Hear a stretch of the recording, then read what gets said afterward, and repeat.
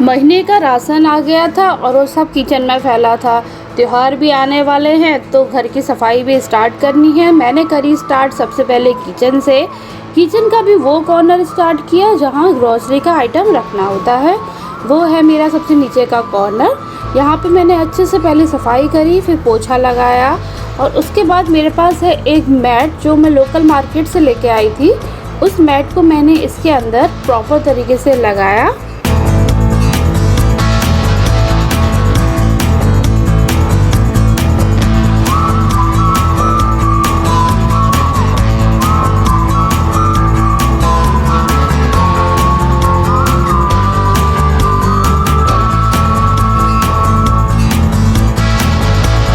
ये वो मैट है जो मैं लाई हूँ लोकल मार्केट से। अब मैं अलमारी की नाप ले लूँगी, उसके बाद इस मैट को जो है उसी अकॉर्डिंग मैं काटूँगी और काटने के बाद मैं इसको यहाँ पे प्रॉपर तरीके से बिछा दूँगी।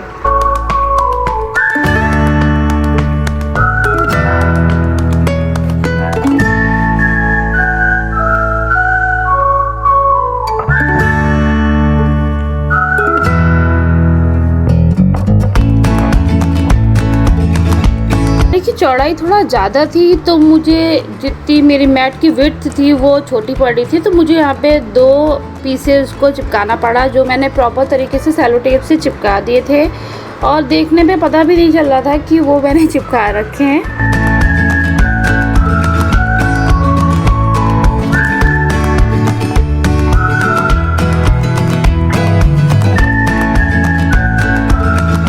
ये हो गई है मेरी मैट पूरी रेडी और अब मैं उसको अलमारी पे अच्छे से लगाऊंगी। अलमारी में इसको पूरे अच्छे से बिछाने के बाद मैंने जो है कॉर्नर्स है इनको भी जो है सेलो टेप से अच्छे से टक कर दिया था, ताकि हम कुछ सामान रखते हैं निकालते हैं ना तो ये जो मैट है फिर खिसकती है तो वो बहुत गंदा लगता है, तो इसलिए मैंने इनके सारे कॉर्नर्स को अच्छे से टक कर दिया है।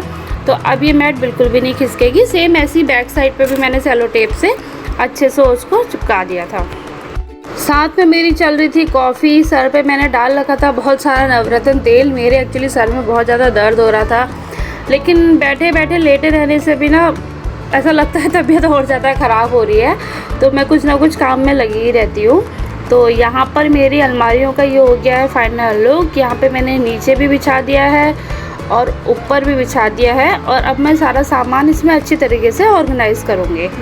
किसी भी जगह को अगर आपको क्लीन बना के रखना है और आप चाहते हैं कि हर चीज़ एक पर्टिकुलर जगह पे हो, चाहे वो वार्डरोब हो कपड़ों की या फिर ग्रॉसरी की वार्डरोब हो या पूरा घर हो, तो ज़रूरी है कि हम हर आइटम को एक ऑर्गेनाइज तरीके से रखें। तो ऑर्गेनाइजेशन के लिए मैं लाई हूँ लोकल मार्केट से ये बास्केट। ये मुझे मिली 20 रुपीज़ ईच, तो मैं 4 बास्केट लगाई हूँ।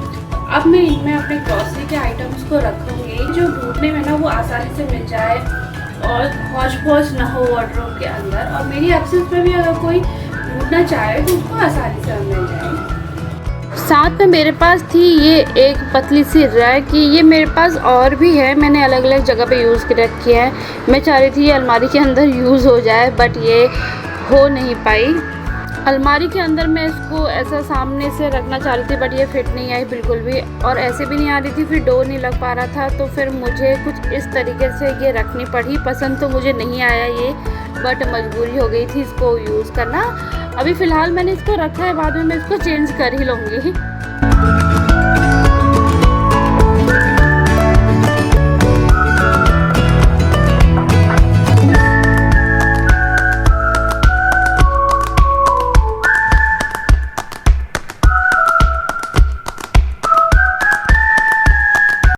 फाइनली ये है मेरी अलमारी का फाइनल लुक। जो मैंने सारा सामान जितना भी मंथली ग्रॉसरी का सामान होता है वो सब चीज़ें मैंने ऑर्गेनाइज़ करके अच्छे से बास्केट्स में रख ली हैं ताकि वो ढूंढने में आसानी से मिल भी जाएं और अलमारी जो है दिखने में भी अच्छी लगे, साफ़ सुथरी लगे। तो देखिए कितनी प्यारी लग रही है ये अलमारी, कितनी साफ़ सुथरी लग रही है।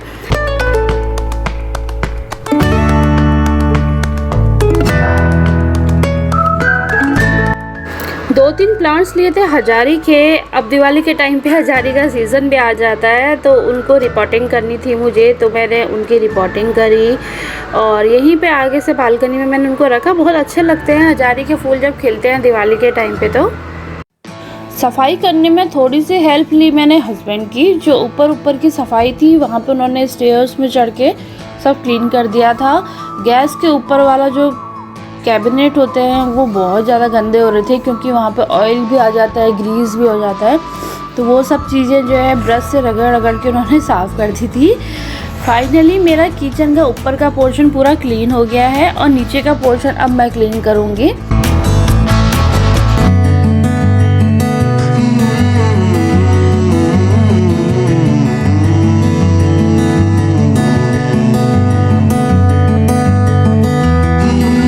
आज करी थी अरिका पाम की मैंने रिपोर्टिंग। ये मेरे पास पुराना गमला था जिसमें अरिका पाम लगा था और काफ़ी सूख भी गया था।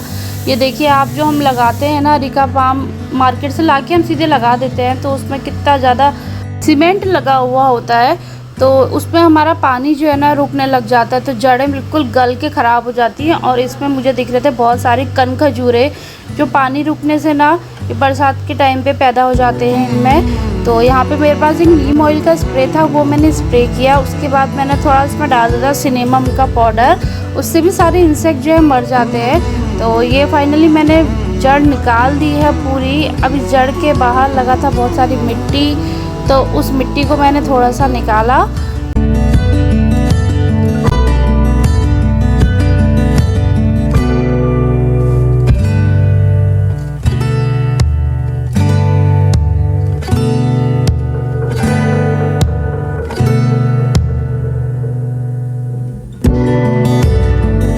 ये देखिए अभी भी कितनी सारी जड़ इस गमले के ऊपर बची हुई है। अभी ये सारी जड़ मैं इस गमले से निकाल दूंगी, तभी इसमें नया प्लांट लगाऊंगी। साथ में मैंने ऑनलाइन मंगाया था एक अरिका पाम का प्लांट, तो उसमें भी काफ़ी ना बाहर से सीमेंटेड वाली मिट्टी थी, तो वो सारी एक्स्ट्रा मिट्टी मैंने निकाली पहले। रिपोर्टिंग करने के लिए मैंने जो सॉइल मिक्सचर बनाया उसमें था थोड़ी सी गार्डन सॉइल, साथ में मैंने उसमें मिलाई थोड़ी सी वर्मी कंपोस्ट और थोड़ा सा सिनेमम पाउडर, ताकि अंदर से जितने भी इंसेक्ट्स थे ना वो मर जाएं और दोबारा पैदा ना हो। उससे क्या होता है ना, सारी जड़ खराब हो जाती है हमारे प्लांट की।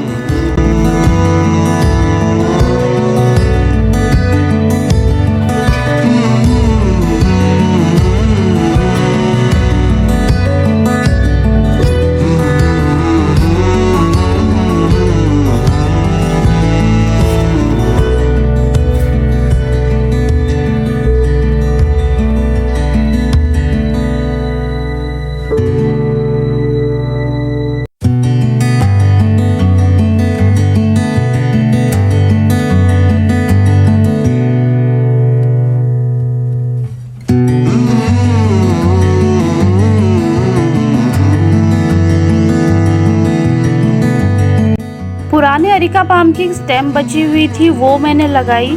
साथ में मैंने ऑनलाइन मंगाया था एक अरिका पाम का प्लांट, जिसमें आप देखिए कितना सारा बाहर के एरिया में सीमेंट वाली मिट्टी लगी हुई है।